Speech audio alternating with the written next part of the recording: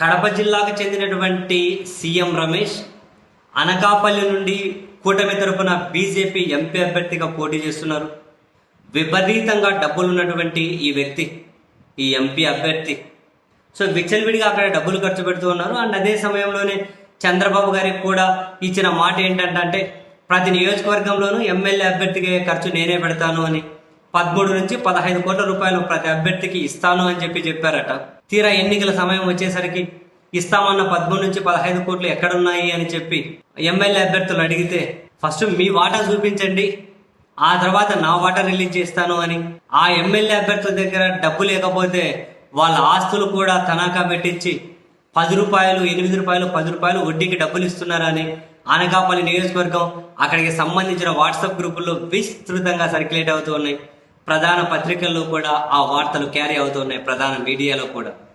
ఈ కొన్ని రెఫరెన్స్లు కూడా ఇస్తున్నారు. చోడవరం అభ్యర్థి అట తన దగ్గర డబ్బులు లేవు అని అంటే, ఆస్తులు తనఖా పెట్టు అంటే, ఉన్న ఆస్తులు కూడా అమ్మేశాను అంటే, తాజాగా ఎలక్షన్ కమిషన్కి ఇచ్చినటువంటి అఫిడవిట్ చూపించి అదిగో అఫిడవిట్లో ఉంది కదా మరి ఎప్పుడు అమ్మినావు అని చెప్పి, ఎక్కడ నీకు ఆస్తులు ఉన్నాయని చెప్పి చూపించి మరి అవి తనఖా పెట్టుకుని వడ్డీకి ఇస్తున్నారట. అక్కడ అభ్యర్థులు వాళ్ళ అనుచరుల దగ్గర వాపోతున్నారట, ఇదేంది ఇది, గెలుస్తామో ఓడతామో తెలియదు, ఆస్తులన్నీ పెట్టేసుకుంటాడా, గెలిచిన తర్వాత కనుక మనకు ట్రాన్స్ఫర్ చేస్తాడా, ఆస్తులు ఇవ్వడా, ఏమైనా ఇబ్బంది పెడతాడా, అసలే హైదరాబాద్లో అన్ని కేసులు ఎదుర్కొంటున్నారు, ఫోర్జరీ కేసులు కూడా ఉన్నాయి. ఇప్పుడు ఇక్కడ కూడా ఏమన్నా ఫోర్జరీ పేరుతో మనం ఏమైనా దొబ్బేసినా కానీ అడిగే పరిస్థితి ఉంటుందా? ఢిల్లీ పెద్దలకు తెలుసు, ఏమైనా టీడీపీ పెద్దలకు తెలుసు ఎలా ఉంటుంది, ఎలా డీల్ చేయాలి అని. ఇక్కడ అనకాపల్లి సంబంధించి ఇక్కడ ఉన్నటువంటి మైనింగ్ మీద కూడా కన్నేశారు. ఇక్కడ ఎలాంటి పరిస్థితి ఉంటుందో ఏమో అని చెప్పి కీలకంగా ఉన్న నాయకులు కూడా సన్నిహితుల దగ్గర మాట్లాడుతూ ఉంటే వాళ్ళ పార్టీల గ్రూపుల్లో కూడా ఇవి విస్తృతంగా సర్క్యులేట్ అవుతూ ఉన్నాయి.